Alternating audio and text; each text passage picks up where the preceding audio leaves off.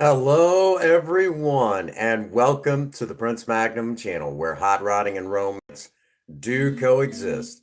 I'm your host, Prince Magnum. Welcome to Sober Talk, and yes, honey, you are the first one. Okay, tonight's going to be a little bit of a different Sober Talk than what we're familiar with. Uh, there is going to be an important story that's going to be told tonight. So I will do my very, very best to make sure that I answer everybody's questions as usual and things like that. But we're going to try to stay at the task at hand, and we'll get to that here just shortly, like we normally do. Um, basically, if you're familiar with the normal chit and chat style, where come on camera, we talk for a bit, about first, 10 to 15 minutes, we kind of chill out, talk about whatever's on our mind, that sort of thing. Just kind of, it gives everyone a chance to kind of make their way in. Uh, Sober Talk has a lot in common with an AA meeting. And I've always treated Sober Talk as there's no such thing as late unless we're letting out. But then, there's always the meeting after the meeting where you can grab some of us and talk about what's going on. What's going on, Ian? Good to see you. Hey, Think Different. Good to see you guys. Uh, Tonight we're going to talk about it's going to be a story time tonight. Definitely a story that um, Well, hello, Danny and Mike. Welcome to the live stream, guys. We got all sorts of wonderful folks sliding in here for the evening. It's going to be an exciting evening where I'm going to basically be talking. I'm going to be going back in time. We're getting close to the time. It's actually been almost 15 years since this story happened. It is kind of I'm going to tell y'all. I'm going to warn y'all. And for those of you that are familiar with this story, this will be nothing new. I know some of you have already heard the story before, but there's going to be a few people that are going to be in here tonight that have not heard the story before. So it's going to be important that they hear it. Because we all, it's one of those things. You never know what's going on in somebody's life, if you know what I'm saying.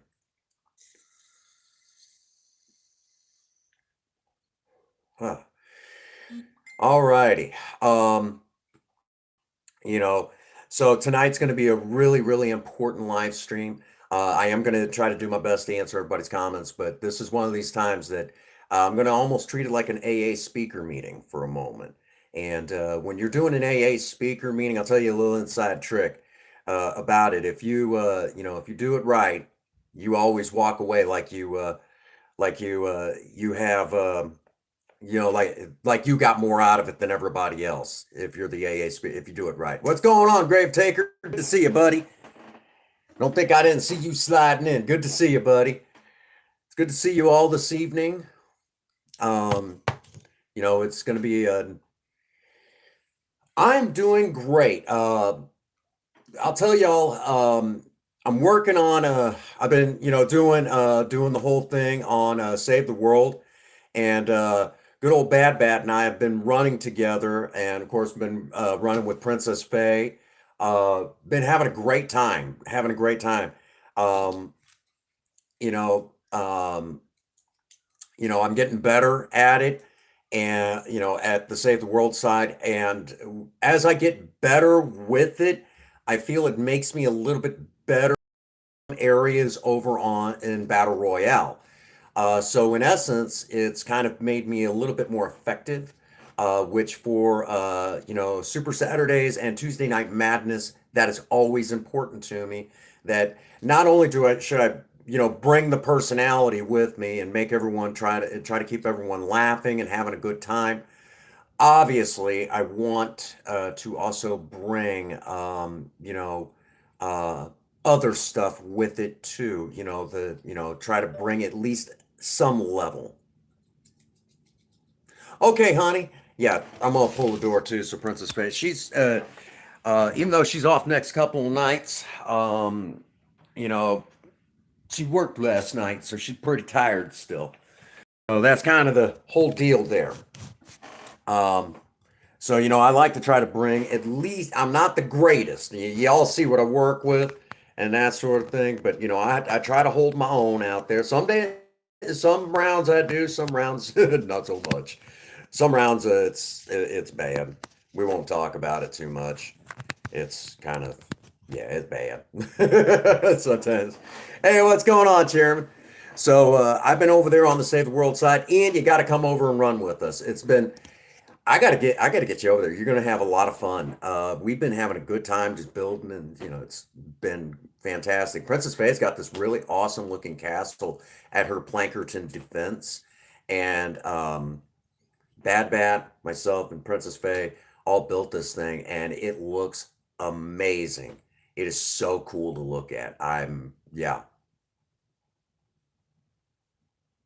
right. Well, I'm glad you're awake. I'm glad you're awake. Um, you know, Hey, what's going on, Broken Mike? Oh, you guys are awesome. Thank you so much for being in here. Tonight's going to be a really, really special, um,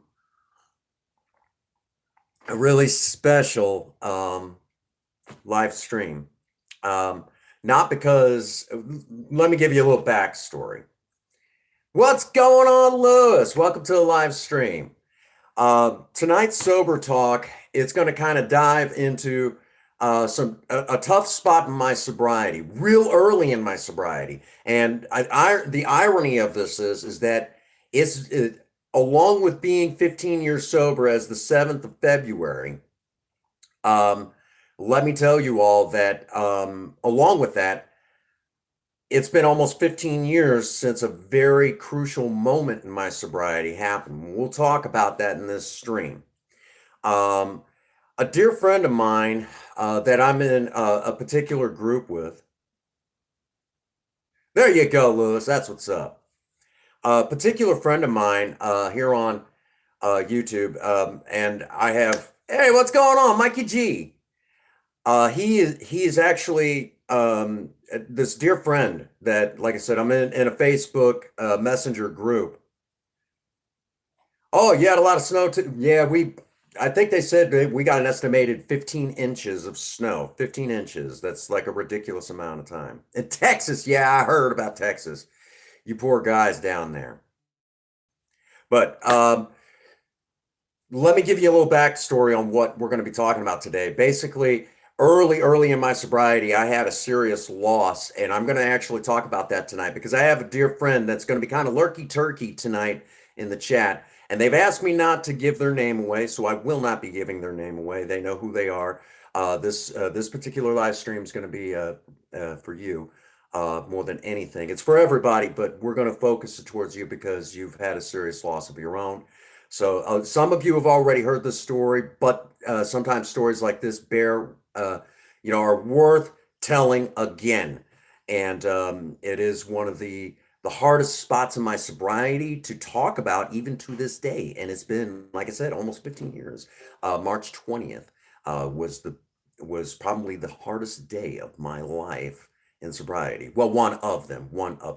So we're going to definitely talk about that tonight. Again, there's a dear friend that's going to be lurky turkey, and I will not tell their story. That is up to them to tell their story. But they know who they are, and we're going to and I know, Ian, you've heard this story. Your parents live in Texas. I hope they're okay, Chairman. For those of you who've got loved ones that have lost power, from the cold, from the snowy, cold weather, they are in my thoughts and prayers. Okay. And I've had all of you in my thoughts and prayers. Yeah. I know you know this one, but you also, you're not the one but you know why I'm telling this story. You actually are one of the few in the crowd that know the inside track of kind of what's going on, but we won't. That'll be up to the other person to tell their story. So, um, I won't tell anybody else. I can tell my story. I can't tell anybody else's story unless they give me permission. That's uh, the way, and you always hear about anonymity in Alcoholics Anonymous, and the way that works, with anonymity and alcohol. Oh, Princess Faye, she's laying down right now. And little Zelda, she's been playing with the door.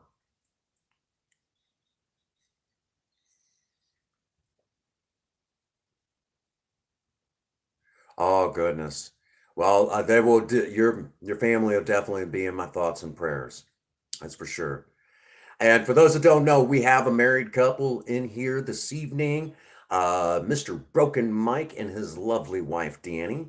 Of course, we always have Princess Faye and yours truly here in the background. We have the lovely Miss Pinky Ness and Mr. Gamerian, who is also with us. I know Pinky's probably relaxing a little bit, but every now and again she pokes in and says hi. So this is a channel that has couples come in. That is so awesome. Love that. Love that stuff. That's what's up. All righty. So let me take you all back in time. We're talking 15 years ago, okay? For those that don't know, in my story of sobriety, most people would find it hard to believe that I was a very violent alcoholic. A very violent alcoholic. Most people are shocked to know that I was a very violent and hateful person in my cups. If I had a few drinks in me, I mean, I was probably one of the most hateful people you would ever meet.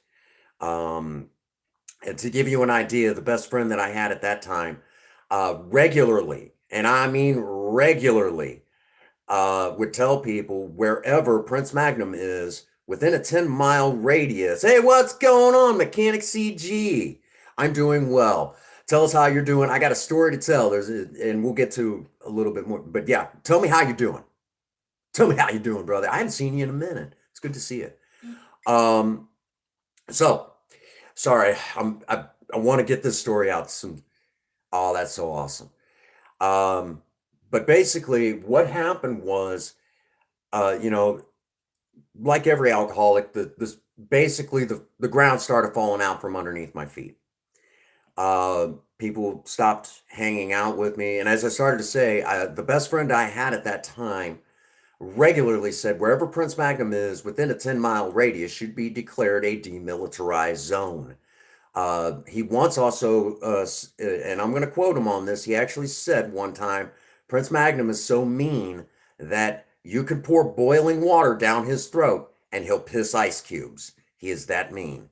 And it's hard to believe, I know for some of you, but when I look back, it's like, man, that was me. That was me. And every now and again, I still get that, those thoughts in my head. Remember, it's not how much you drink, it's what happens to you when you drink. And sometimes, even when you're sober, the bad wiring between your ears, that's what makes the real alcoholic. And we use the alcohol to cover up the problem. But anyhow, the ground started falling out from underneath my feet. Friends started distancing themselves, and uh, my then fiance slash girlfriend, hey, what's going on, Mister Raven Nuts? How are you doing this evening? I'm doing fantastic myself. Telling an important story. I think no, you've not heard this one, Raven. What's going on, Carla? My goodness, so many wonderful people sliding in this evening. Getting ready to tell a story. A friend of mine in one of the messenger groups that I'm in had a loss. I won't tell who it was, and I won't talk about the loss. I'm just going to talk about a loss that I experienced way back when I first got sober. So we're going back in time, 15 years. And I know, Ian, I know you've heard this story, but you also know why I'm telling it. And I know you know, this is important. And I know he'll say, yeah, I've heard that story before, but I get it, man. There's reasons why we go through what we go through. But anyhow, um, so going back, you know, basically, around, actually, believe it or not, it would have been the last the last 4 days. Oh no, that's all good. That's all good, Raven. You do what you got to do, brother. Lots of love to you. Lots of love. Um, Basically, like every alcoholic, the ground started falling out from underneath me. Um, my then fiance, with our two daughters. I distinctly remember this was probably about 3 weeks before, it was shortly after the new year. And she says to me, "Why are you always so angry?" And I said, "I don't know. I'm angry. Well, who are you angry with?" "I don't know. I just know everybody, everyone, and everything." "What's going on, Simon?"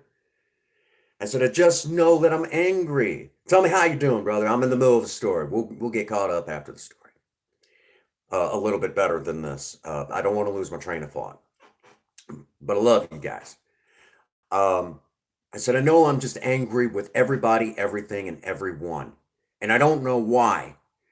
I'm, I hate the world and I want to watch it burn.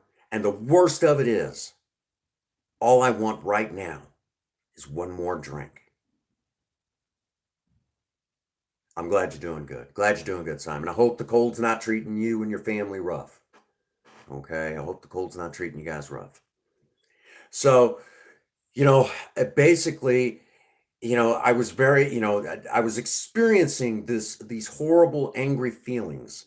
And I say horrible because I just couldn't get rid of them. And she's like, "Have you considered, maybe it's time to go get some help?" And I said, "I don't want any help. I don't want any help."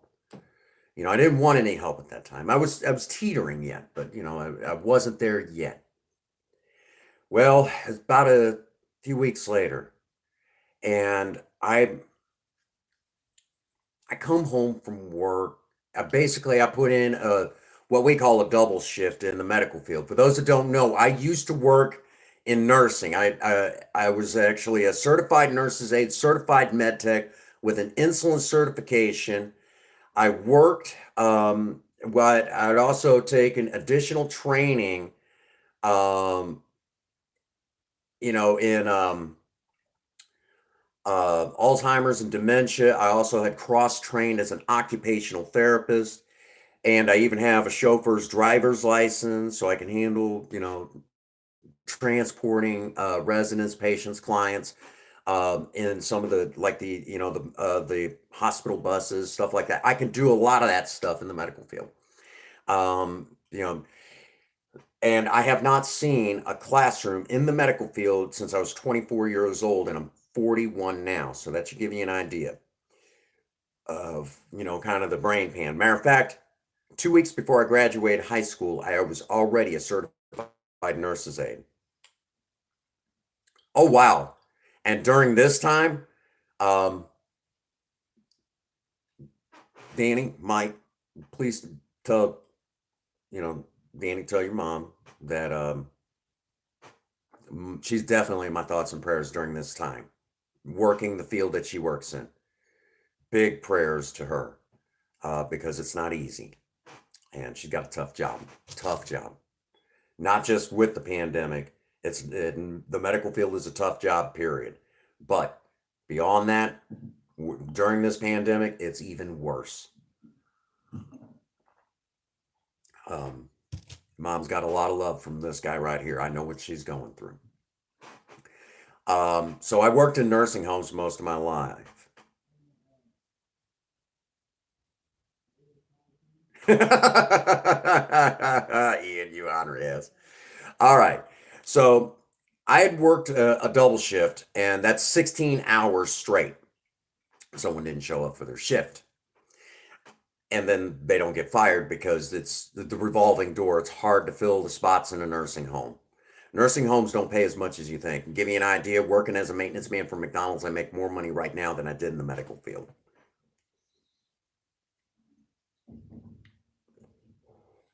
So I returned home after a 16-hour shift, and my then girlfriend, mother of my first two children, I get to the front door of the apartment, and I was able to push the door open. It wasn't locked. It's always locked. Heard the alarm clock going off. Came in, and I basically came home. Love you too, Raven. J-Dog, welcome to the live stream, my friend. How are you doing? You'll have to excuse me. I'm kind of telling a big story right now. So we're going to definitely, after this story, we're definitely going to have to get caught up because I'm going to be a little tore up by the end of this story. Okay. I'm glad you're doing good. Give me a moment here. All right. So many wonderful people stopping in this evening. So, what ends up happening is, I come home to an empty apartment after a 16-hour shift. And not like empty, empty, I mean, furniture and things like that, that was still in the apartment, but the people that made it home weren't there. Um, and I rushed around and, Mikey G. I rushed around basically looking for any clue that said that maybe they were, she was just getting back at me, for an argument that we had, stuff like that. Maybe it was time to go get some help, that sort of stuff, because we just talked about that a few weeks prior and it wasn't looking good. I came to the middle of the kitchen and fell to my knees. I said, how could it have gotten this bad? I couldn't believe it, basically the important things in my life were now no longer there. Y'all have to understand, family is pretty important to me. Children are important to me. These are what makes life worth living. So, I'd like to tell y'all I was hip, slick, and cool when I got sober that day. Did the right thing, got sober that day. Nope. I went on a bender from hell for the next 2 days, and by the third day, I'm sitting on my couch with a loaded 357 Magnum. I got the hammer cocked. I'm tilting the chin back. This is the end for me. Or so I thought.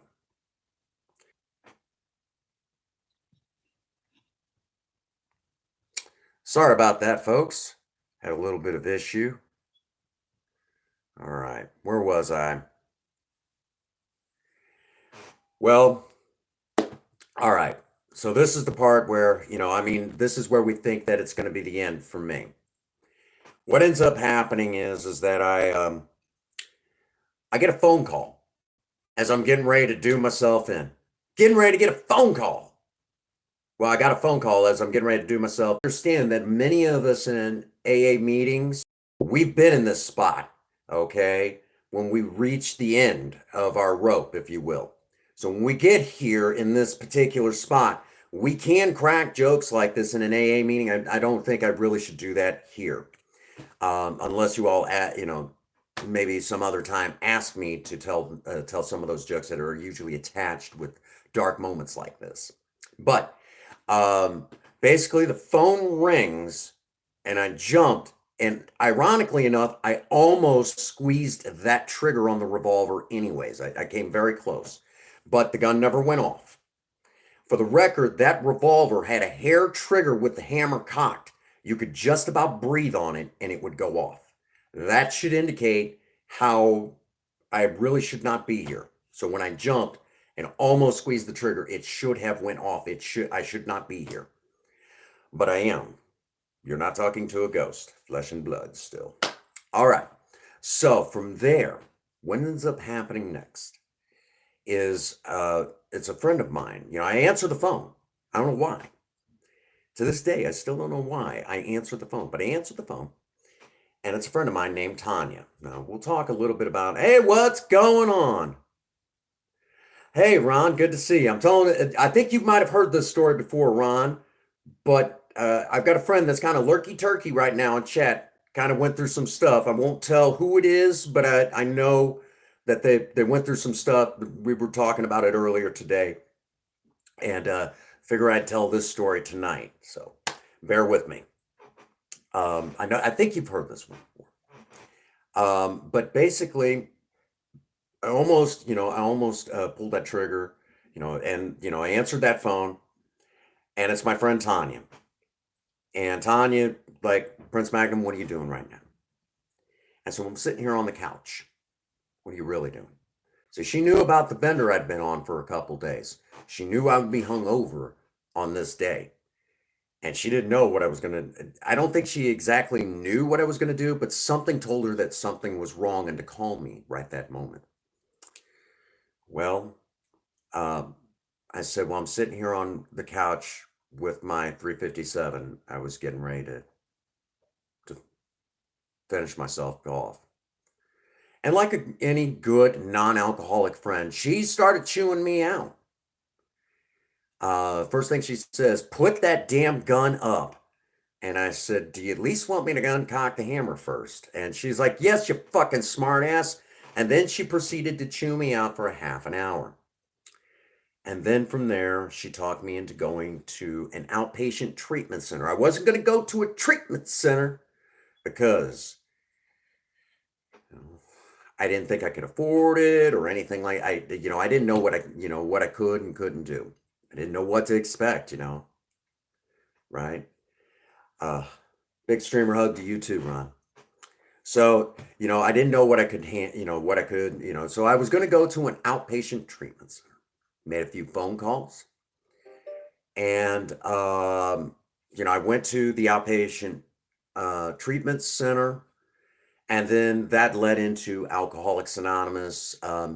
And we all know, here's the irony: my sober date is February 7th, 2006. And the reason why is because that day on February 7th, 2006 was also my first day at outpatient treatment. And I didn't think it would be a good idea for me to go in hungover, which come to find out people showed up drunk, high, and everything else, you know, and on court order, which was funny because when I showed up at that outpatient treatment center, this is not a joke. The first thing they said, "Well, what judge sent you?" Judge? Yeah. Didn't a judge order you here? No. Well, what court sent you? No court sent me. What are you here for? I'm here because I have a problem with alcohol. I can't stop right now. I don't know what's wrong. And they're like, "Oh, you reached into your robe and it's not good." Okay. Which basically they put a call in to the state of Missouri, and the state actually paid for my time at outpatient treatment. Now, so, that led into Alcoholics Anonymous. We all know that story. As of February 7th this year, I have been celebrating over 15 years of continuous sobriety. No drugs, no alcohol. And yes, I know some of you all bring up tobacco, but come on. Every time I try to quit smoking, I always want to drink. Let's worry about the one that's going to kill me the quickest, okay? And I drink a lot of coffee. But hey, if that's the worst it is, I don't honestly. So, thank you, Ron. Now, let's get back to my friend Tanya. Now, I'm going to give you a little backstory. We're going to kind of backtrack a little bit again. I'd actually known Tanya from work, and she was a dear, dear friend. She was an amazing, fun, and loving person, the mother of four beautiful children. Now, at the time that that I was that I first got sober, it's cigarettes, tobacco, regular tobacco, not wacky tobacco, but tobacco. Which I actually really don't smoke that much. A pack of cigarettes now lasts me an entire week.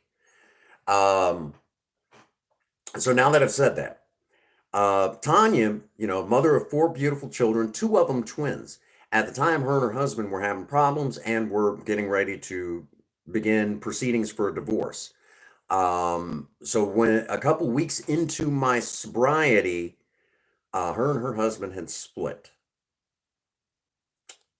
The last time I seen those Tanya's kids, they were doing amazing, amazing, which I hadn't seen them in a while. But oldest one looks just like her, just like her. But we'll get to that. And I know Mikey G knows the story. Don't get ahead of yourself just yet. Don't get ahead yet. Well, so they had just, basically her and her husband had separated. Proceedings were beginning. They were in the early stages of a divorce. Now that I've said that,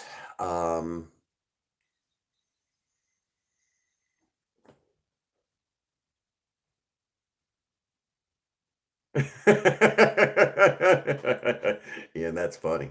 That's funny. Um, because I'll talk about that video that's coming. Yeah, we'll get to that a little bit later in the live.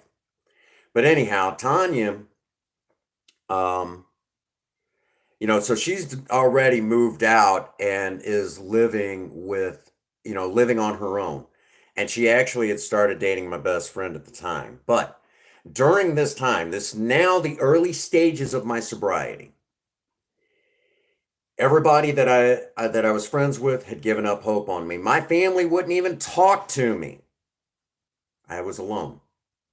The only people I had supporting me was when I went to AA meetings, sat at Sober Man's house in those early days of sobriety, just sitting in his house.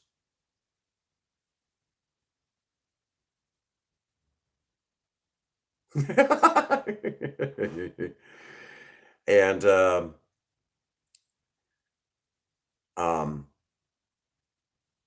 and one friend outside of all of that was my friend Tanya. She was the only one that stuck by me. When I started experiencing withdrawals, the serious withdrawals for the first time, true, serious, painful withdrawals, we're talking that I would get that type of withdrawal pain that I could swear to God that the ends of my hair hurt, and there is no nerve endings there. There is no nerve endings in the ends of my hair, or your hair for that matter, but it hurt. Tanya was the one that would oftentimes hold me while I cried in the immense amount of pain that I was in. And I remember laying my head on her shoulder more than once, crying because of the pain I was in from the withdrawals, saying, I just want it to go away. One more drink will make the pain go away. I remember that more than once, crying on her shoulder, saying, I just want the pain to go away. And Tanya saying, don't you dare start drinking again. I'm not going through this again.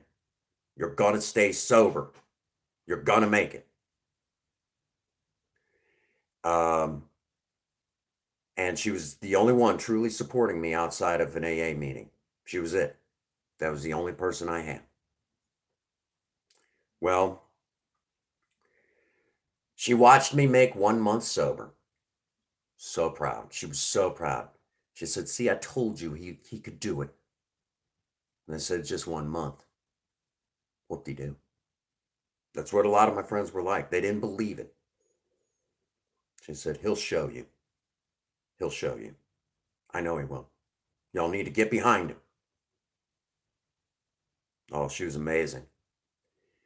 Well, in that time frame, it's coming up on a month and a half. And during this time, because I really got to see what kind of amazing person she really was, I developed feelings in the first month and a half of my sobriety. But I was afraid to say anything. She was dating my best friend at the time. They were just dating. It wasn't, it was, it could have went either way. Welcome back, Chairman. So, she was, so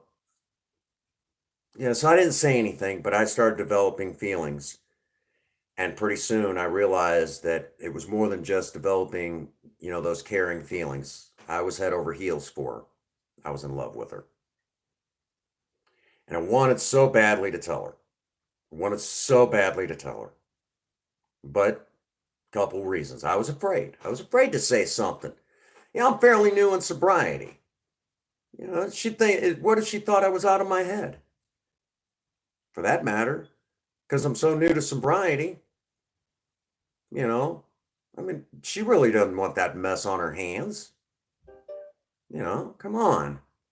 And she was seeing my best friend. Out of respect, so I didn't say nothing. Well, I'm working through my steps at a breakneck pace. Now, for those that don't know, normally it takes most everyone, and when you're doing the 12 steps of Alcoholics Anonymous, that's your initial walkthrough, just learning how to do them, okay? Some way, shape, or form, you're doing the steps throughout the day if you're staying sober, trust me. In some way, shape, or form, you're doing something with the steps. So, um,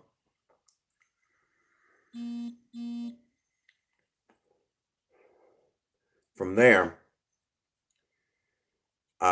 you know, I'm going through the steps at a breakneck pace, at my pace, and my pace is pretty quick.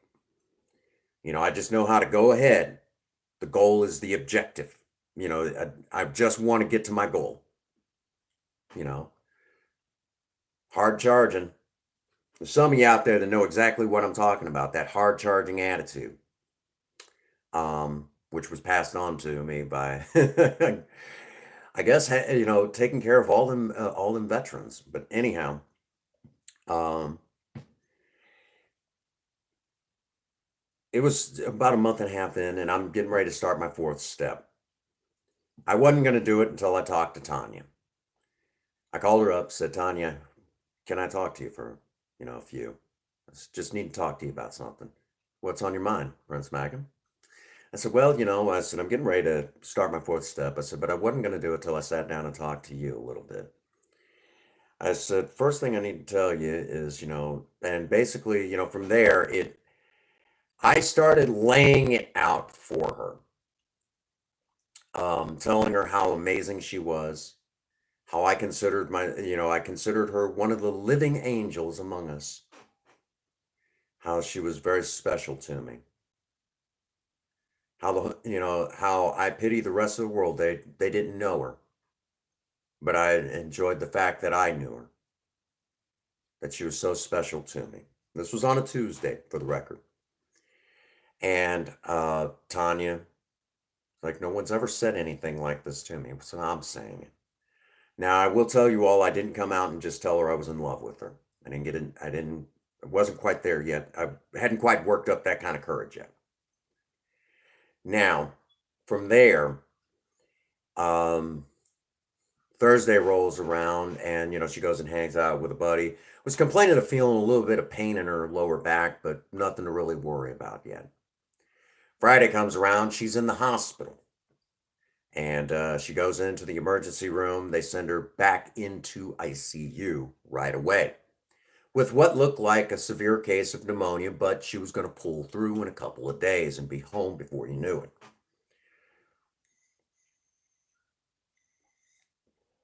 She was such an amazing friend. The entire evening shift from our nursing home clocked out at the end of our shift, 11 o'clock p.m. We all clocked out. It's the end of our shift. We went directly over to the hospital and sat in the waiting room to see if we could see her, or at least to let her know that we're there for her. All of us did, including the nurses. When our shift ended, we clocked out. We went directly to the hospital and sat and waited for her. Sat in the waiting room. What's going on, Charlie? Good to see you, buddy. That's another Charlie. He goes way back on the channel. I know he knows this story too. So now that I've said that, we all sat in the waiting room, but basically we got told, you're not going to be able to see her tonight. You guys might as well go home and get some rest. I go home and ended up working a double shift again. They really had to work, that's the norm in the medical field. Someone calls out, someone's got to stay over. So I get out 7 o'clock in the morning, on basically Sunday morning. And I looked right at the charge nurses and, on the day shift, I said, you know what? I said, y'all do this to us all the time. Get somebody to cover me tonight, because the day before, my best friend was sitting in time. This was Saturday now. Basically, I'm kind of talking about, I go home, and I rest.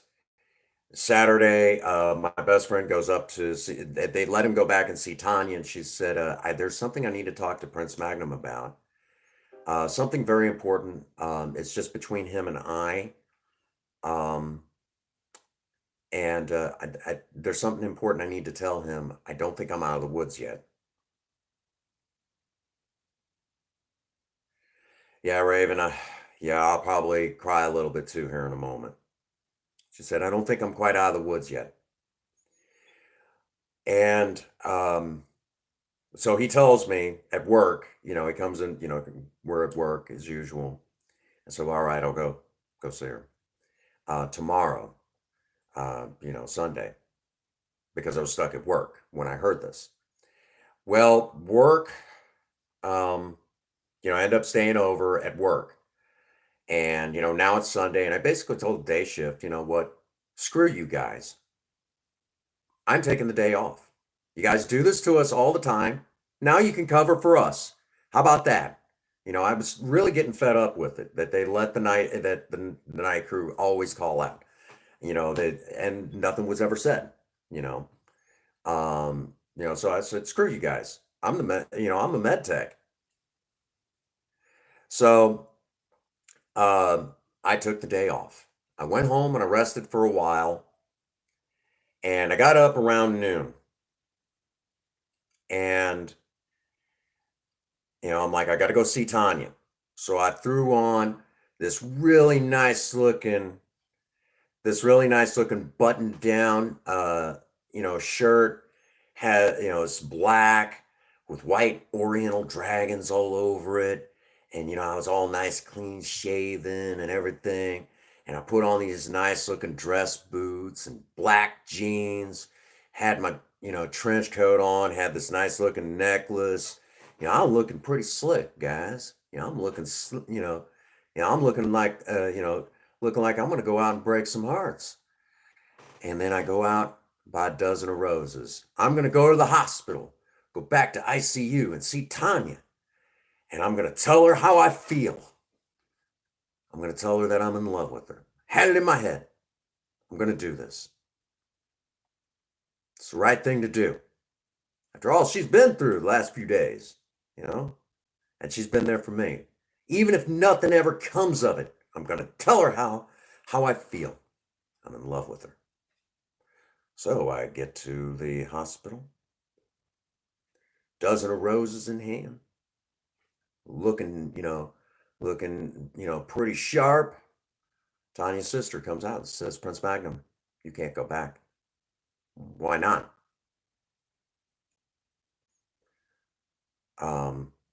Tanya actually died twice on the table. They brought her back both times. Right now, she's in a coma.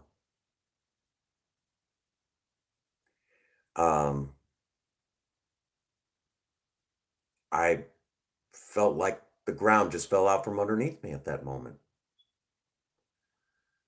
How could she was just talking, she asked to see me.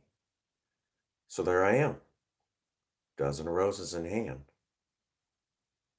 there to tell the woman that I was in love with that I was going to tell her. And she's basically in a coma on her deathbed at that moment. So I go into the waiting room.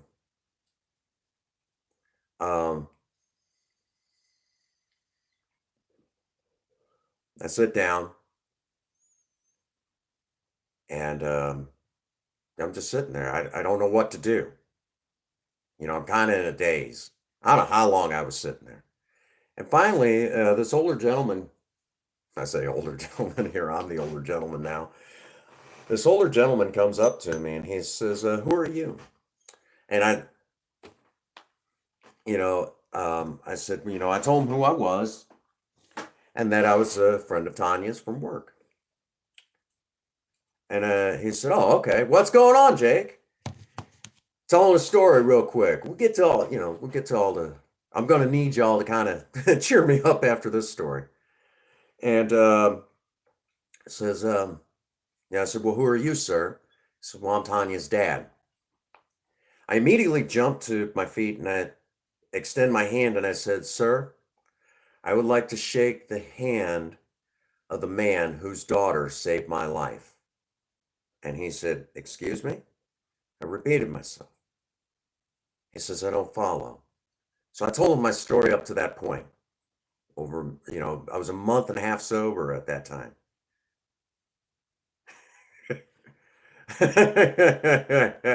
Again. And he, when I told him my story up to that point, how Tanya had saved my life, talked me into outpatient treatment, all that good stuff. He puts his arm around me and he said, anything you need, son, we'll do our best to get it. Okay. He's, make yourself right at home with the family. You're now one of us. Okay. So that's exactly what I did. I was there till 3 o'clock in the morning. I got to know a lot of the family. Called Sober Man numerous times throughout the evening, telling him what was going on, kept him up to date. Didn't know what to do.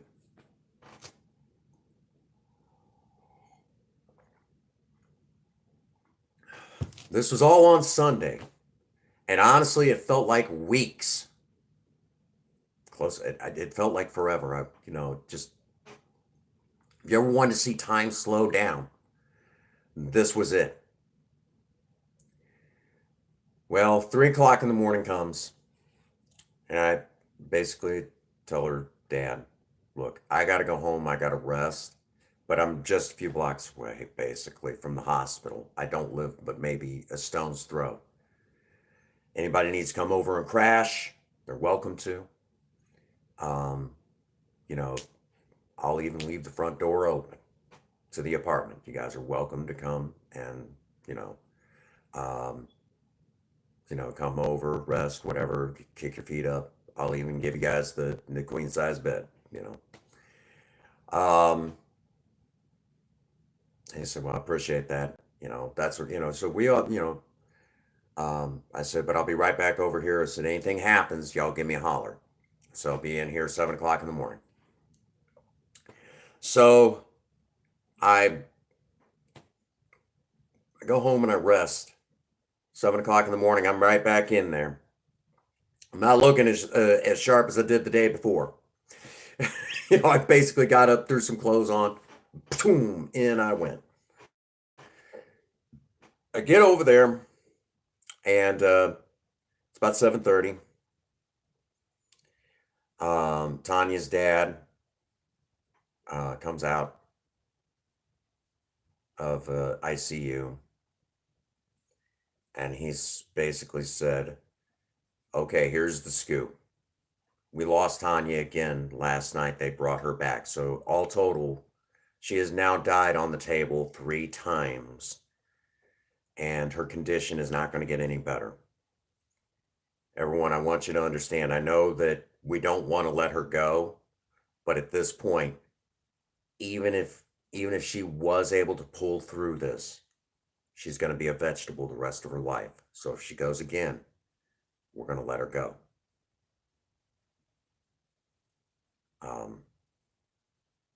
Now the floor really felt like it was falling, but I understood. If that was my kid in there, I wouldn't dare put them through that. And he comes over, he says, I know right now that's probably going to be a blow to you. He said, the rest of the family's really angry. I said, I understand. I'm a parent myself, and I wouldn't expect my kids to go through this. And I said, right now, you're kind of a hero to me at the moment, because I don't know what I would do if I was in your shoes right now.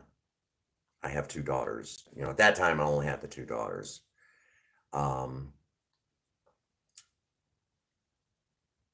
Yes, I am really sober. February 7th, 2006 is my sober date. So from there, he said, we're going to start letting family and friends go back and make their goodbyes to Tanya. It's the real deal. She's not expected to make it.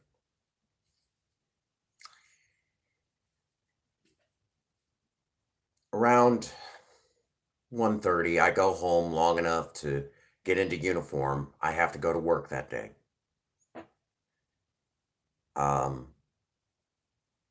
Thank you. Thank you, subjective relativity. I hope I got that right. I'm sorry. I'm trying to concentrate on the story. So I go home, get on my work uniform. I got to be at work. Got to go hand out medication on an Alzheimer's unit. And I come back to the hospital, and finally, myself and the group of friends that were now starting to make their way back into my life, we all go get to finally see Tanya. They lead us back, and I'll never forget it.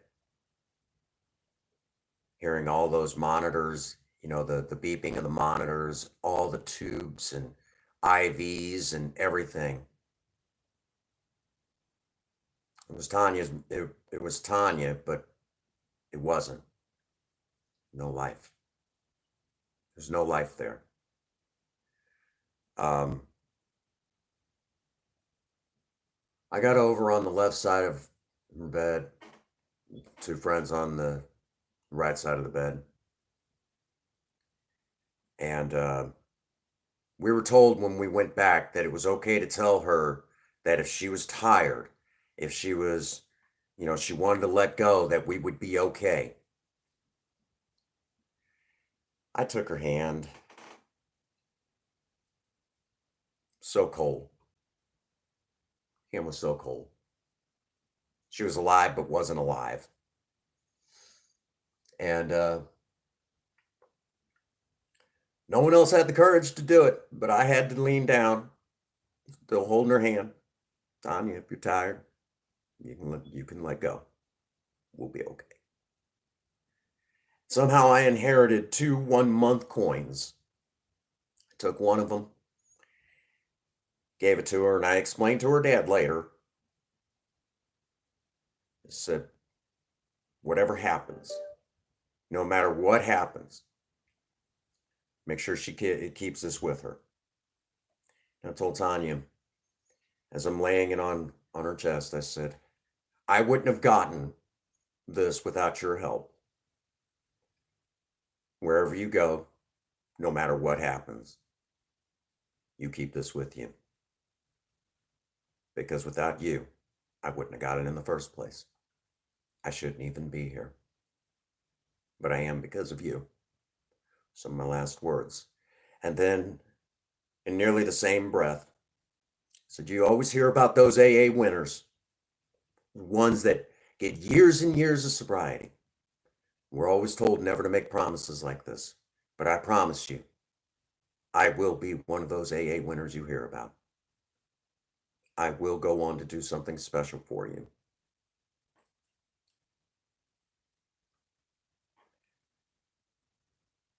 After that, they pretty well let us out of there. The last time, I guess you could say, I seen her alive. I go to work. I knew at any time, but if I didn't hear any news, I was going to go to the hospital right after work.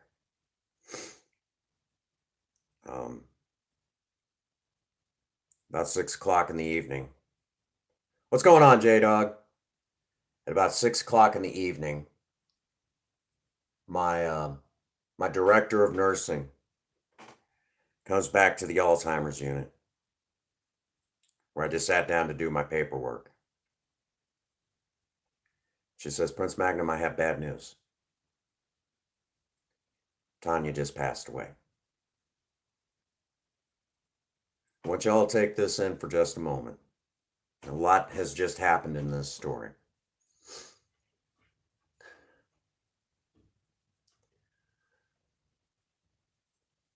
March 20th, on a Monday,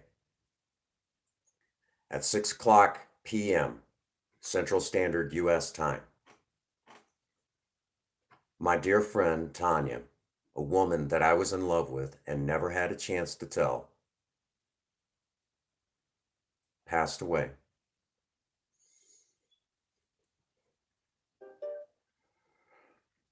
I didn't get a chance to tell her I was in love with her. And I don't know if it would have made a difference if I'd have had a chance to tell her.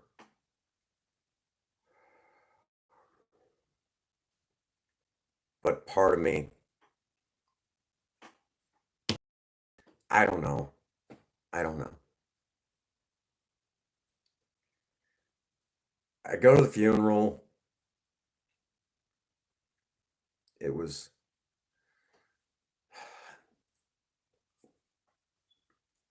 Dad kept me up near the casket most of the time, talking about how Tanya was there for me in my early days of sobriety. Sober man even came out, had to rescue me basically. Thanks, J-Dog. Thanks, Danny. Thanks, Mike. And after 15 years, nearly 15 years of her passing, you figure it would get easy telling this story, but it's not. There is a couple of mysteries in this story. Number one, when I started telling her how much I cared for her. This was on a Tuesday. Wednesday, she's standing in front of our director of nursing saying, I think I made a mistake. And if you all remember, on a Saturday, just before she went into her first coma, before all this started going bad, she asked specifically to talk to me about something. We have no idea to this day what it was. Nobody knows. She took that secret with her to her grave.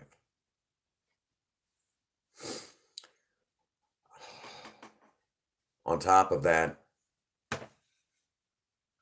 we still don't know what caused her death. Autopsy was inconclusive. We don't know.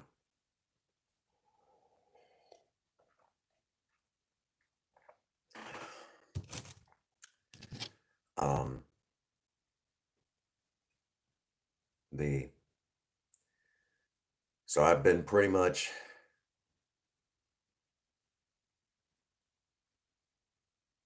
No, I never had a chance to tell her I was with her.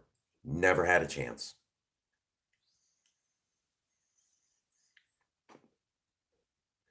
A lot of people speculate saying she knew, but she never heard the words come out of my mouth, and she should have.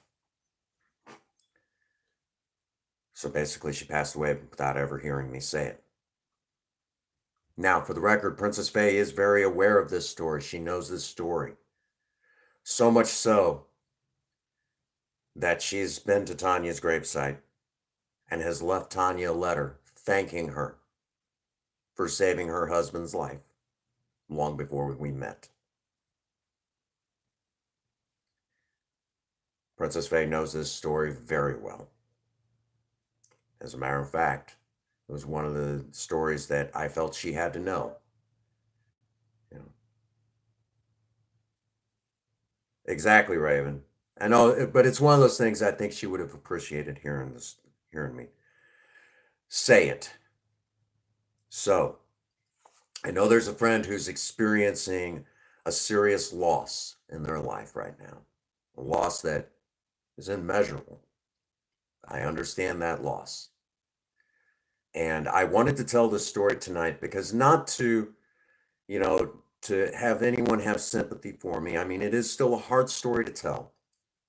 But I wanted to tell this story because at the end of it all, I continued to stay sober. Right after the funeral, I went home and started working on that. I started working on that fourth step, kept working, stayed sober. Here we are now. 15 years later, I am still sober. Some would say I'm living up to that promise. I think I am. I think I am, for the most part. I'd like to think I'm one of those AA winners you hear about.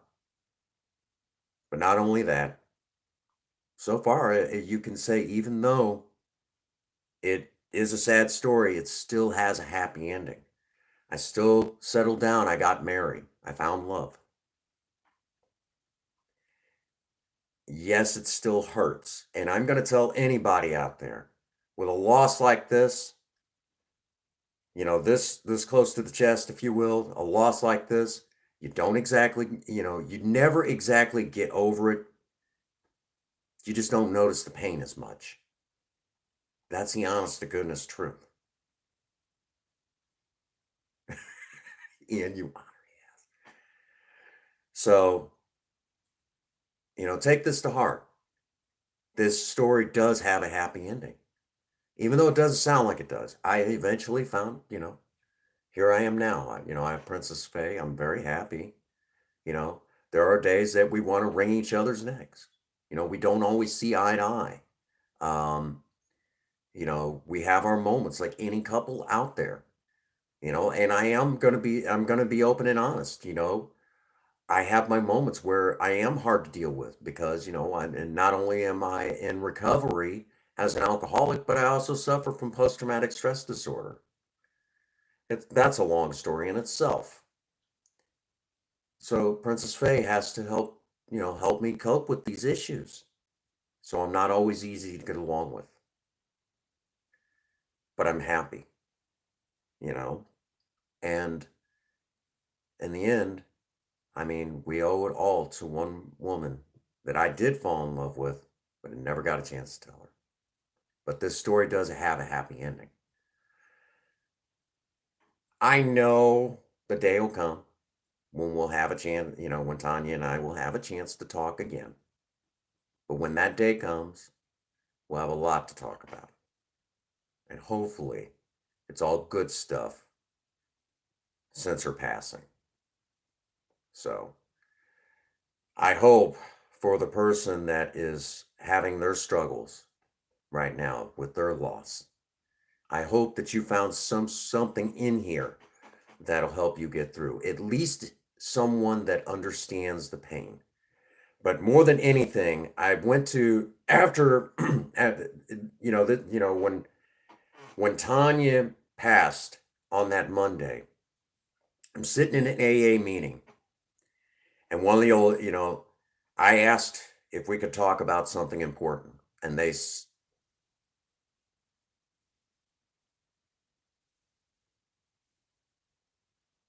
wow, that doesn't surprise me, Danny. Mike's that kind of guy. He's a great guy. Our broken Mike is an amazing, amazing guy, and he better not ever forget it because I said so. Okay. Um, top notch, top shelf. Don't get any better. Um, now that I've said that, I'm sitting in the noon topic group on a Tuesday, and I asked to talk about some. I asked if I can come up with a topic that day. I said, "What's on your mind, Prince Magnum?"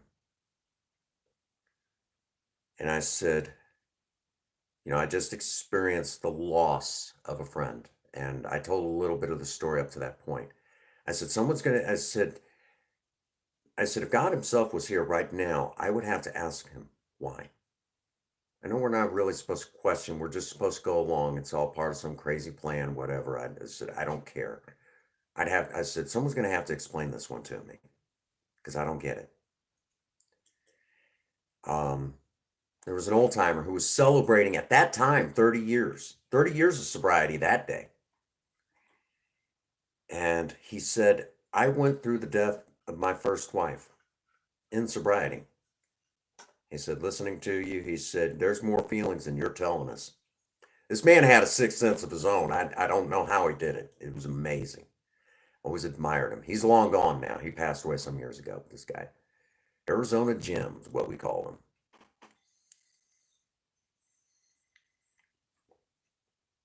He said, but I'm going to tell y'all something. He said, when I went through that, it was my home group and my sponsees that pulled me through. He said, let me tell you, he said, during that time, he said, one of my sponsees brought me a poem. And then he recited that poem in the meeting. And it was a broken poem because he couldn't remember all the words. He just remembered the gist of it. But I remember what he said. And so I will now impart the same broken poem that he imparted to me. And it goes a little like this. I am hurting, and there is nothing you can say or do to make that pain go away. I'm going to start talking right now, and I just want you to listen. And when I'm done talking, then I'm done.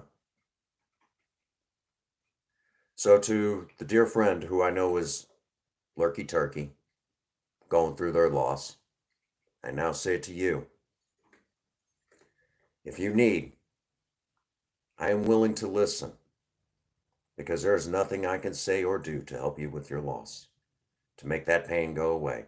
But what I can do is I can just listen. I can just listen because I understand. And that is what I would basically ask you to do is just start talking. My job is to listen at that point. And when you're done talking, then you're done. That's how that works.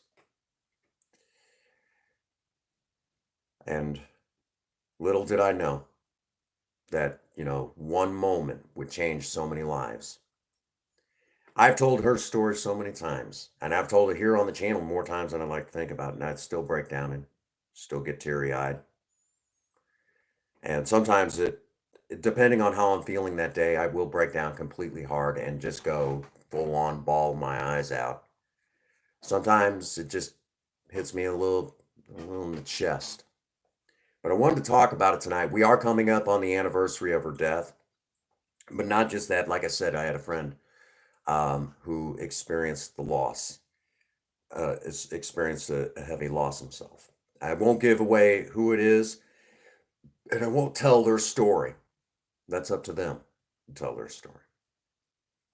It's not my place to tell someone else's story. It's my place to tell my story. And in the process of that, if it helps anyone, that's just icing on the cake. So I apologize now. Now that that's over with, I need you all to tell me how you all are doing this evening. To tell me what you all are up to. How is life treating you all this evening? Because I need some cheering up myself now because that hurts. My chest actually hurts a little bit telling that story because I went into a great deal of painful detail. How are you all doing this evening? How are you all feeling? I may have to break up a couple of kittens. Zelda and Galaxy look like they're wanting to square off. That is so awesome, Mikey G. I need to get to running with you, Mikey G. You slipped into Save the World the other day, and Princess Faye and I were running, but we couldn't. It was like you were in and out so dang quick. I didn't get a chance to notice. Dang you.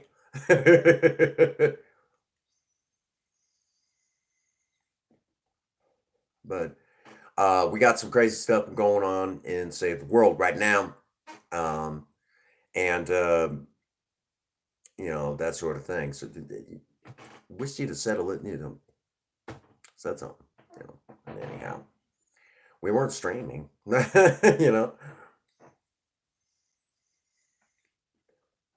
So let's see what else. I know after the stream, I'm going to be, yeah, I know, Danny.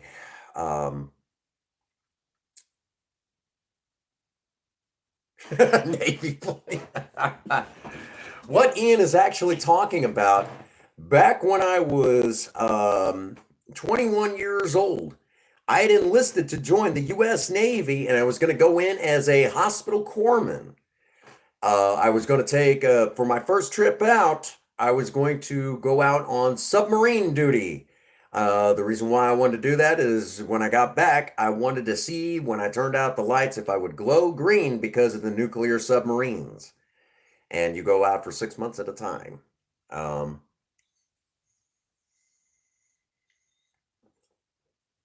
also wanted most definitely to be a hospital corpsman and eventually cross train where I would be going out into the field with the Marines and patching up our boys when they would take get wounded.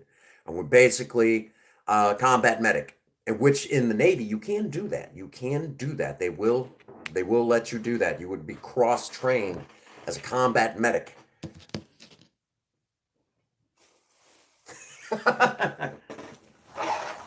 Now, Ian, you got to remember, the Navy also has women that are on those ships too. Uh, Ladies can join the U.S. Navy. So just think about that for a moment.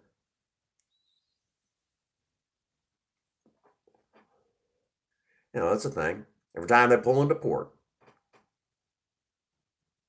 Diners. Um, you know, so yeah, I was actually going to, it's an interesting way of putting in dinosaurs. I like that.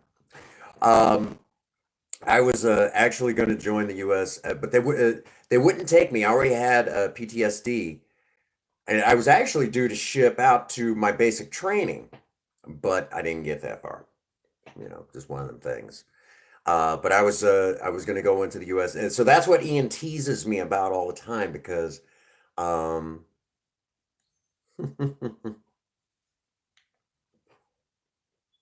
he teases me about that all the time. But the irony of it is, in Fortnite, if I can get my hands on it on the battle royale side, if I can get my hands on anything that resembles something to heal with in the field. Well, I don't know how it is over there in England, but I know, well, yeah, they got some pretty wild stories over here in the US. Um, you know, so, oh my gosh. But yeah, I was gonna join the Navy, and I was going in, basically, I was gonna be the medic on the ship. Well, one of the many medics, because them aircraft carriers get big, and the destroyers. I mean, all of them, you know, all the ships they got today in all of the naval fleets, they're pretty big. You know, I mean, basically each one of them's got their own hospital, more or less. And in port, well, anywhere in the world, the Navy usually has some of the best, the best in the medical field that you can ask for. Which I was wanting to get into that side of, basically that bad, huh?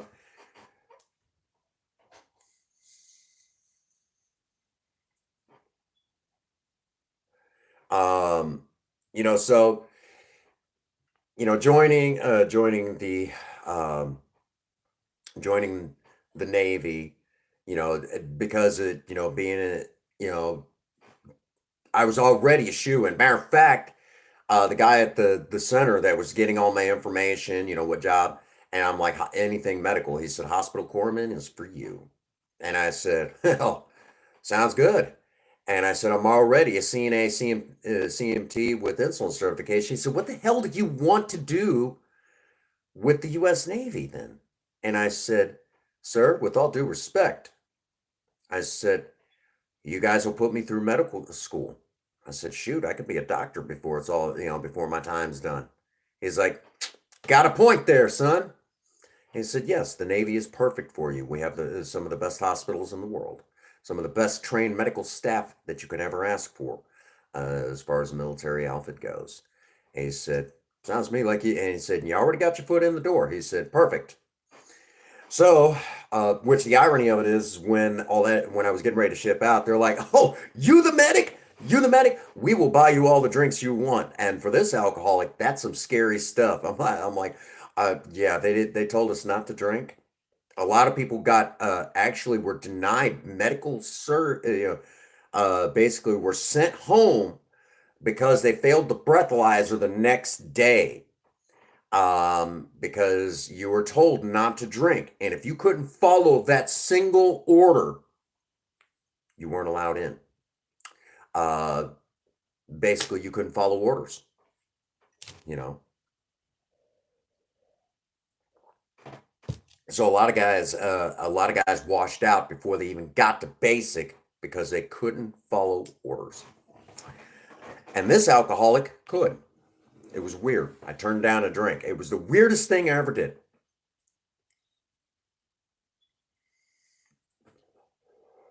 But they wouldn't allow me to go because I already had post-traumatic stress disorder, was diagnosed at the age of 16, which that's a whole nother story for another time.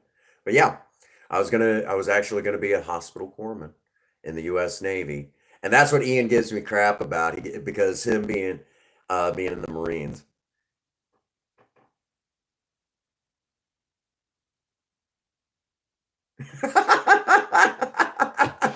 Ian, actually, you know what's funny about that though, Ian? I actually do know those songs that you're talking about. I know by the Village People. Oh, I love the don't even. I do love music by the Village People. Amazing, great music.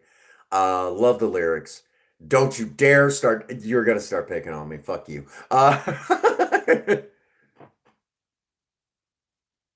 Right. Um, you know, so yeah, and because Ian is actually a veteran of Her Majesty's Royal Marine Corps, uh, and it goes without saying,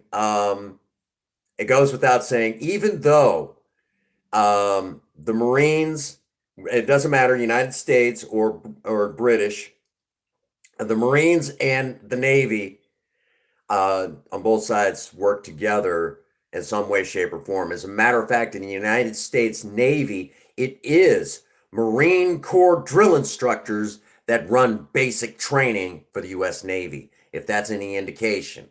We're talking rough, tough, and hard to bluff. And I don't know how it is. I'm not 100% sure on that with the Fuck you, Ian. I know the lyrics.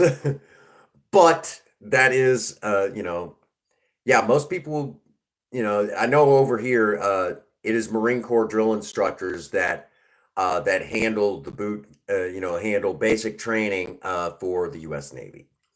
Um, and the U.S. Navy does transport the U.S. Marines into without the U.S. Navy, the Marines don't get around. You know, um, so if it's one of those rivalries. Marines are better than the Navy. Navy's better than Marines, but in the end, it's all one big happy fleet. So, but yeah, I was actually gonna be in the, it's gonna be, here we go.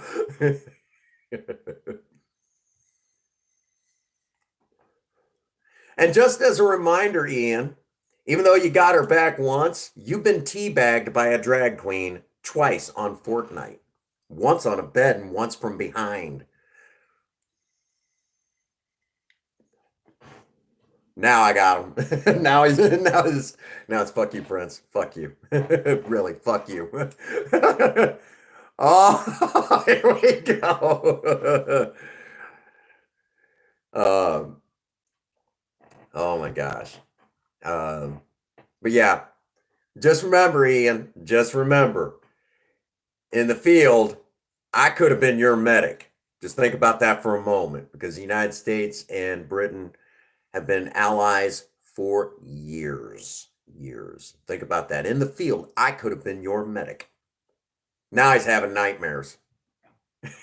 He's gonna have to have a drink on that one. Oh God. Oh God.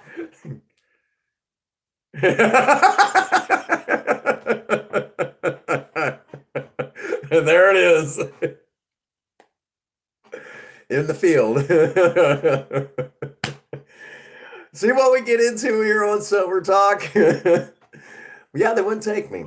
I remember in that same nursing home.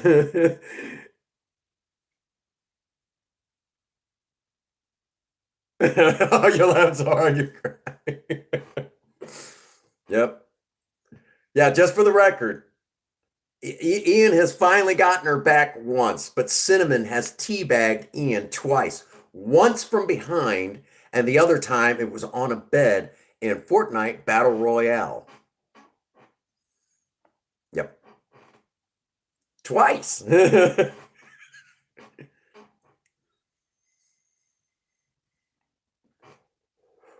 He's never been the same since.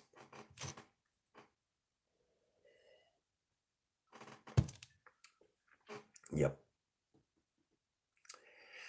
Oh my goodness.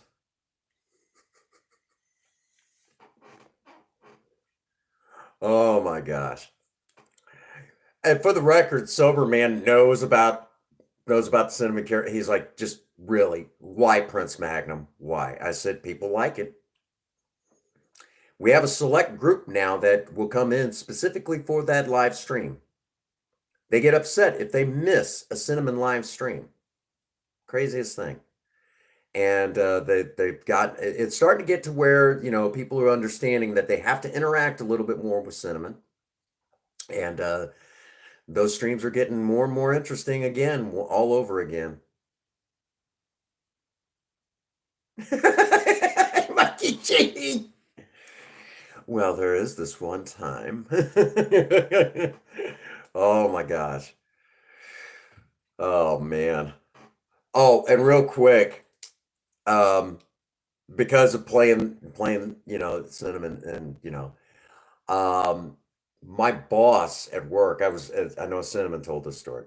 My boss at work, for whatever reason, I thought it was funny. We got these cinnamon rolls in at McDonald's, and anytime anyone hollers out, even when I was in, the other store that I transferred out, uh, I was doing this joke, and it just carried over to, the Fredericktown location. Um, and basically, whenever they would um, yell out, "I need a cinnamon roll," you'll hear me holler out, "What do you want?" Just like that. And they're like, "Oh, God, just go away, go away." Yeah, it was like that. And, it, you heard, well, my store manager hollers out, "Where's my cinnamon roll?" And the manager running the kitchen, get her, come on, Prince Mac, get her. So I walk up, poke my head over the top of, kind of this partition where you can kind of talk to whoever's up on front counter. And I said, "What do you want?" And the store manager, she's like, "No, that's too much cinnamon. No, no, just go, go." Getting it. Oh my gosh. Oh my gosh. But yeah, um, so that's been a thing. Yeah, everybody, and matter of fact, the last we're still working out the bugs on everything, but do not fear. We have ideas. I'm not waiting on YouTube, them guys. We're gonna do something else in the meantime. I just got to go over to Teespring. Y'all know what's gonna happen. Merch. Mm. Most people don't know Cinnamon does have a last name. She does have a last name.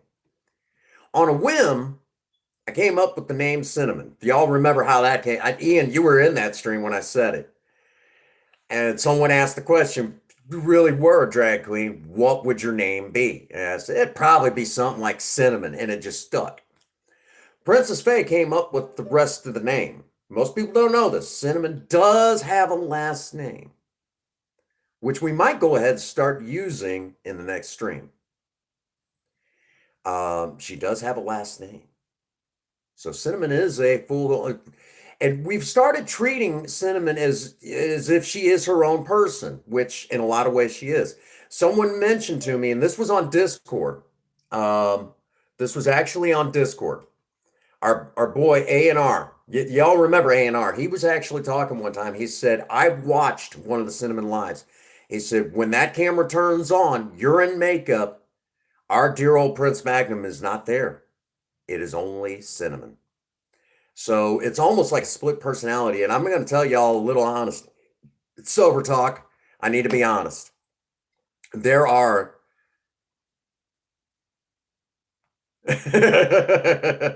Well, I will tell you, some things do happen. You honored it.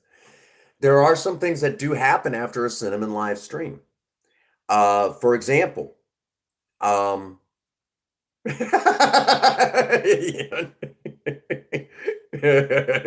Ian wants revenge on Cinnamon. Oh my goodness. Thank you so much, Dan. Here's an honest to goodness fact that most people don't know. Um, it is almost like a split personality sort of thing, because the actual personality is of my own design. I mean, you all helped me flesh out the character and everything, and kind of, in Princess Faye. Without Princess Faye, the look doesn't exist. So now that I've said that, here's some little known facts. Most people don't know that because I come from, here in the United States, we have a lot of uptight people, and doing what I'm doing, you just, coming from a predominantly conservative family, you just don't do stuff like that. So, especially in the earlier days, it was a little uncomfortable. It's still a little uncomfortable at times. Along with that, um,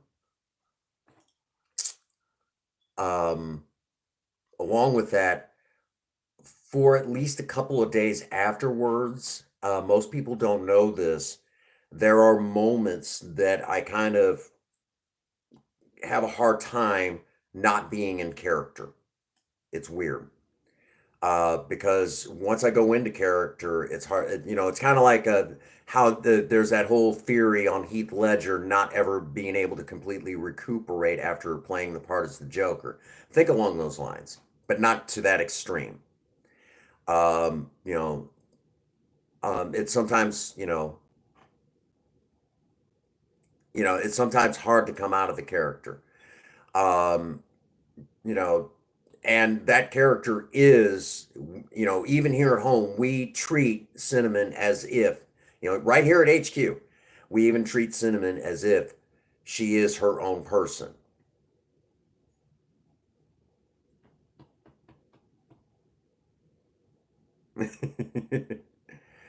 So that most people don't know that. That's awesome. I'm glad that you guys are here. So if you ever wondered, it needed that, wanted that inside track, you know, well, but there's so many people that are enjoying the character so much, wouldn't dare stop. Now, I will also say there are some people that have said some pretty horrible things, but those people are so few and far between that the only thing that I can say to them, as politely as I can put it, they can go make love to themselves. That's as politely as I can put it. That have said some pretty horrible things. And this is obviously outside of our, the people here on the channel. This is actually people that have come up and said some pretty horrible things, which has only been like two people. And I looked at them and said, no, not yet, not yet. We're trying. Y'all got to remember, she's actually just went through actually between your phone only likes certain people. That's funny. Spaz actually just went through a couple of surgeries, and on top of that, I'm I've got to I got to get someone who understands StreamYards, because I've looked at it. I don't get it. I am not. There are some if it's an editing program, I could probably work it. But Spaz has been in and out of the hospital. She's been experiencing a lot of surgery lately. But Spaz will also tell you that the first chance she gets. Um, which that reminds me, there's a couple of people that Cinnamon has asked to do try not to laugh challenges with her. She's asked specifically for. She'll talk about that this Saturday. But yes, yeah, poor Sober man.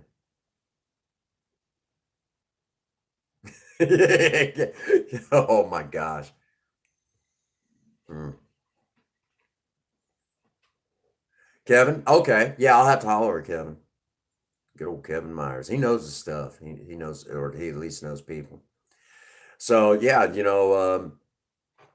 We talked about some pretty tough stuff in my sobriety, and y'all got me laughing and feeling better because after telling that story, it's a painful story.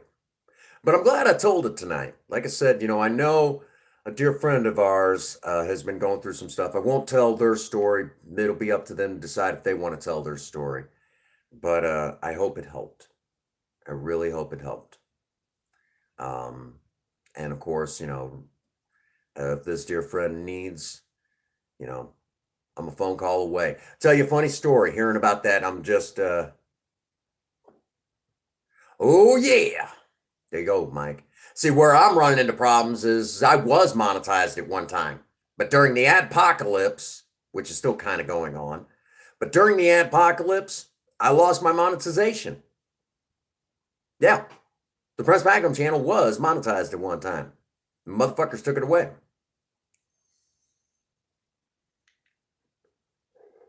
Wick pricks. Anyhow, um, so right after the stream, I got some cooking to do. Making hot ham and cheese sandwiches tonight. Ooh, buddy. Ooh, buddy. Making some hot ham and cheese sandwiches tonight. Then I will also be making some homemade French fries. Yes, how close is he?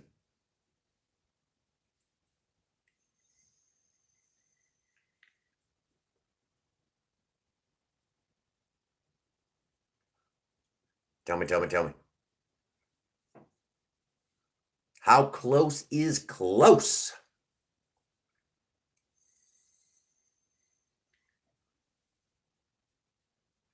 That reminds me, at some point, we need to do another cooking stream. We haven't done one of those in a while. Ian. Oh, really? Mikey G.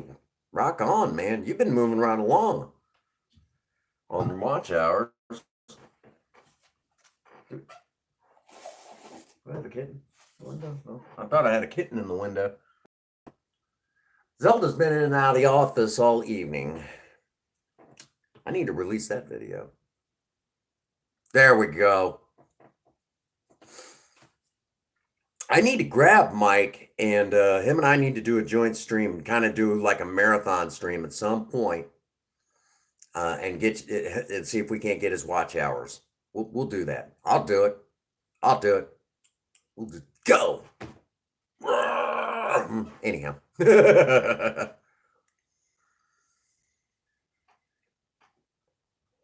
a lot of fun, won't it? I'm out of coffee. All righty. So it's been quite a stream tonight, hasn't it? Did y'all enjoy it? I mean, I had a lot to talk about tonight. It was a big one, big one. And I do apologize for not, interacting like I normally do. This was an important one. This was very, very, very important. I needed to do this one. This was big. I hope all of you got something out of it. And I know, Ian, you've heard this story before, and I know Mikey G heard it, and I know Raven has heard it. And Think Different, I know you heard you. Oh, my pleasure having you guys here. You guys are what makes a stream. Okay. I don't know how many ways I gotta say it, okay? Without you guys, I'm just some asshole on camera. Okay. And I could do that anytime. Well, normally I've got a camera set right up over here, and I talk to it all the time. It doesn't answer back, but I talk to it all the time. Okay, it'll be all right. There you go. That's a long time sober. Think Different. 48 hours is a long time. And if y'all think about this, I'm going to tell y'all a little inside secret about early days of sobriety. 48 hours sober will feel a lot longer than my 15 years. Okay? The first 30 days of sobriety, your first month of sobriety is the hardest to get. It's the hardest to get. The first month of your sobriety is the hardest to get. Absolutely the hardest to get. And I will tell anybody that. I remember I will never forget how hard it was to just get that first month. It was hard. And then, of course, you guys seen what I went, you heard the story tonight, how hard it was to stay sober after that. Do you know, to the record, sober man wasn't sure I was going to pull through it, but I did. And there's so many, it's one of those things that I'm here today to tell you all that, you know, amazing things do happen. Good things still happen in this world. Good things still happen. And look, in the end, I got all you wonderful folks, including Ian, who picks on me because I was going to go into the Navy and become a hospital corpsman. Just remember, I could have been your medic. Just remember that, Ian. Now, again, he's back to having nightmares. Oh my God, no!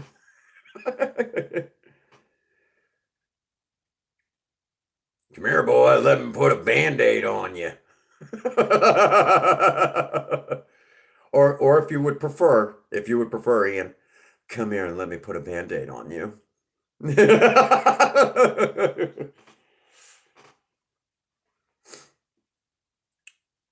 Now he's like, just no, just all that is. And again, after I make hot ham and cheese sandwiches tonight for Princess Faye and I, and of course homemade Frenchy fries, I'm gonna climb back onto Fortnite. If anyone's having, I know for all of you in the UK, if you're having a little difficulty sleeping, you're welcome to join me. Come here and let me put a Band-Aid on you. I'll patch you up real good. God damn. Oh my gosh, Shades of Cinnamon. That's a horror movie waiting to happen. Shades of Cinnamon, right?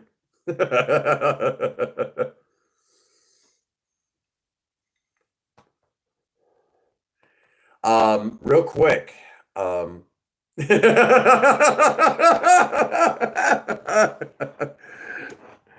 oh my.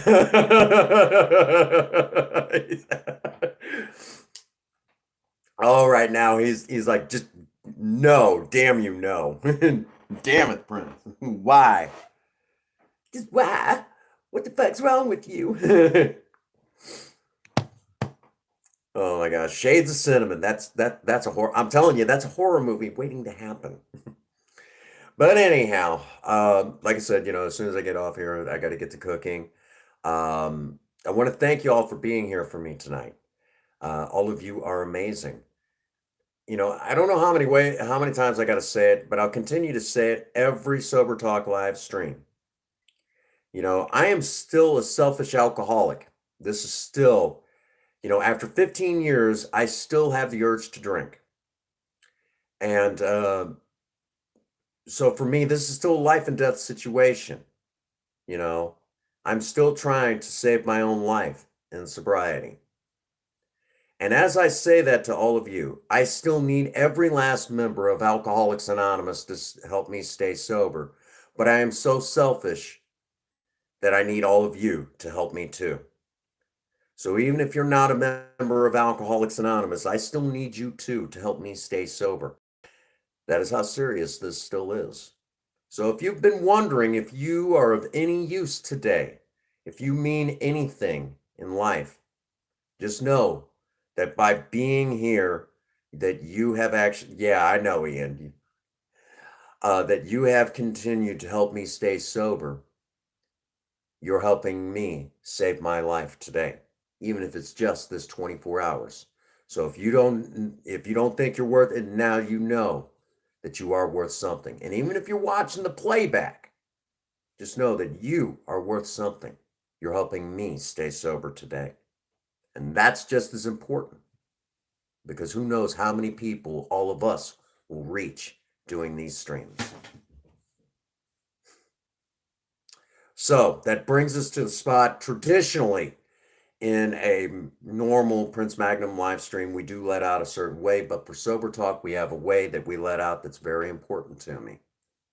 And Ian kind of touched base on it. So it goes a little something like this. At day's end, I hope all of you out there need me as much as I need you. And for all of you out there, if no one out there has told any of you that they love you today, Prince Magnum does. God bless you and have a happy 24. Thank you.